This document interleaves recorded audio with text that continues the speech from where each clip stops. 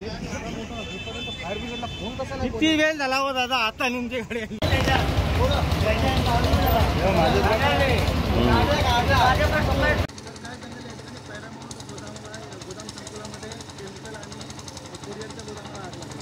Sir, Paramount संकुलनमध्ये आग लागल्यानंतर आग ही मोठ्या प्रमाणात भडकलेली होती।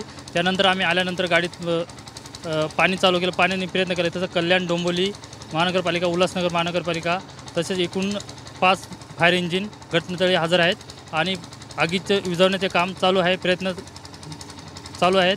आणि तसेच पाण्याचा थोड्या प्रमाणात तुटवडा होत असल्यामुळे आग ही जास्त प्रमाणात भडकत आहे आणि आम्ही आजूबाजूचे गोडाऊन वाचवण्याचे प्रयत्न चालू आहेत आणि आग ही जास्त प्रमाणात भडकू नये त्या संदर्भात आम्ही प्रयत्न चालू आहेत आणि आग 2-3 तासात कव्हर करण्याचा प्रयत्न करू।